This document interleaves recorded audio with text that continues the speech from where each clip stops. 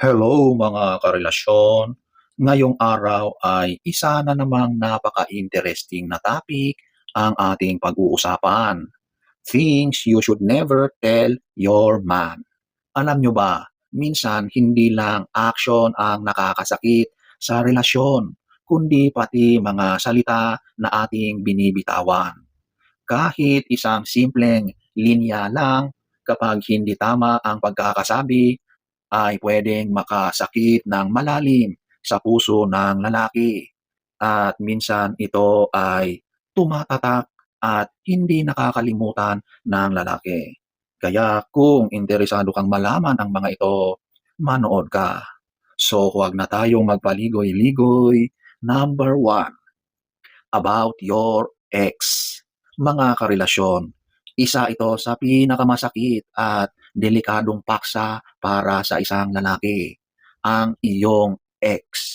Kahit pa sabihin mong wala nang halaga ang taong yon sa buhay mo, kapag madalas mong binabanggit si ex, naglalagay ka ng duda at insecurities sa isipan ng iyong kasalukuyang partner. Ang lalaki ay likas na competitive. Gusto niyang maramdaman na siya ang pinakaimportante, pinakamahal, at walang kapantay sa buhay mo. Kaya kapag ikinikwento mo pa si ex kung gaano siya ka-sweet noon, kung gaano siya kagaling, o kahit pa simpleng biro lang, nakakabawas ito ng tiwala at respeto sa inyong relasyon. Number two, it's fine when it's clearly not. Ito ang madalas na linya ng maraming babae. It's fine kahit hindi naman talaga. Mga karelasyon, ang problema dito, hindi nagiging malinaw ang inyong komunikasyon. Kung may mali siyang nagawa o may nararamdaman kang hindi maganda, huwag mong takpan ng okay lang dahil hindi ito makakatulong. Ang lalaki, bagamat hindi kasing sensitive ng babae sa emosyon, ay nahihirapan kapag hindi niya alam kung ano ang mali. Nalilito siya at kalaunan baka mawalan siya ng gana kasi pakiramdam niya kahit anong gawin niya, mali pa rin sa mata mo. Mas maigi na magsabi ka ng totoo, pero gawin ito sa mahinahon at maayos na paraan. Number three, you are overreacting o you are being too sensitive.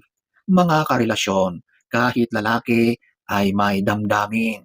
Kapag sinabi mong ang OA mo o masyado kang sensitive, para mo na ring minamaliit ang nararamdaman niya. Likas sa mga lalaki ang itago ang kanilang emosyon. Kaya kapag nag-open up sila, malaking bagay na iyon. Kung tatapakan mo pa sa pamamagitan ng pag-dismiss, hindi lang siya masasaktan. Matututo rin siyang huwag nang mag-open up sa iyo. Sa isang relasyon, mahalaga na pareho kayong makikinig. Hindi palaging ikaw lang ang may karapatang magdamdam. Bigyan mo rin ng space ang partner mo na ipahayag ang sarili niya. Kahit minsan, hindi mo maintindihan kung bakit ganoon ang bigat ng nararamdaman niya. Number four, criticizing him in public or in front of friends and family. Ito ang isa sa pinaka nakakababa ng kumpiyansa ng isang lalaki. Ang pintasan siya sa harap ng ibang tao. Ang lalaki, kahit sabihin ay may pride, mataas ang ego. Kapag pinuna mo siya sa harap ng pamilya o barkada, para mo na rin hinubaran ang kanyang dignidad. Imbes na makinig at tanggapin ang mali, ang resulta madalas ay galit at pagtatalo. Kung may concern ka, gawin mo itong pribado. Tandaan, ang relasyon ninyo ay hindi para ipahiya ang isa't isa, kundi para suportahan at magtulungan. Kahit may mali siya, ipakita mo na kakampi ka pa rin niya, hindi kaaway. Number five, comparison to other men. Mga karelasyon, walang mas nakakasakit sa puso ng lalaki kundi ang ikumpara mo siya sa ibang lalaki. Kapag sinabi mong, si ganito, ang sweet, si ganyan, mas successful, para mo na ring sinabing hindi sapat ang partner mo. Tandaan, bawat tao ay may kanya-kanyang lakas at kahinaan. Hindi mo kailanman makukuha ang lahat sa iisang tao.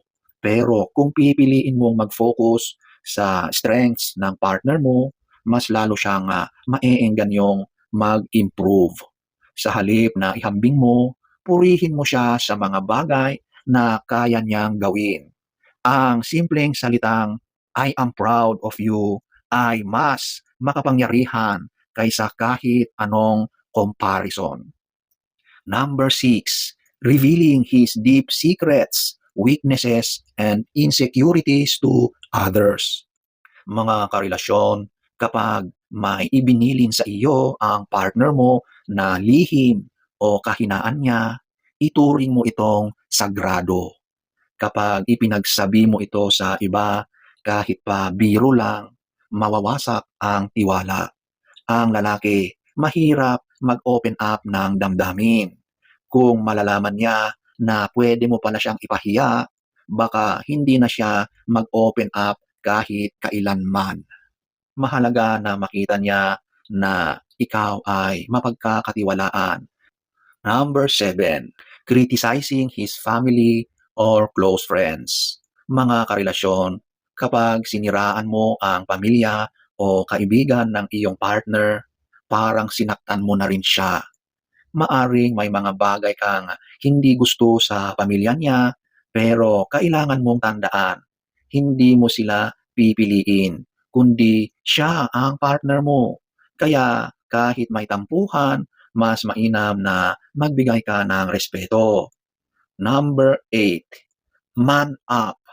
Mga karelasyon, napakaraming lalaki ang lumaki sa pressure na bawal maging mahina, bawal umiyak, bawal magpakita ng takot. At kapag sinabi mong man up, lalo lang nitong pinapalala ang kanyang pakiramdam na siya ay hindi sapat. Mas mainam kung bibigyan mo siya ng assurance na okay lang maging mahina.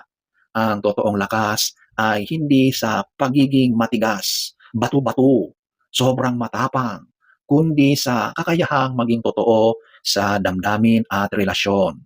Number 9, wala kang alam. Mga karelasyon, isa ito sa pinakamabigat na insulto. Kapag sinabi mo sa partner mo na wala siyang alam, para mong winasak ang kanyang pagkatao. Ang lalaki ay likas na gustong maramdaman na siya ay may ambag, na siya ay may saysay sa relasyon. Kapag inalis mo iyon, nawawala rin ang kanyang drive para magsikap. Mas maigi na kung hindi ka sang-ayon, ipahayag mo ng maayos. Hindi kailanman kailangan ng insulto para magkaintindihan. So ayan po mga karelasyon, sana ay nagustuhan nyo ang ating topic for today. Next story time. Don't forget to subscribe.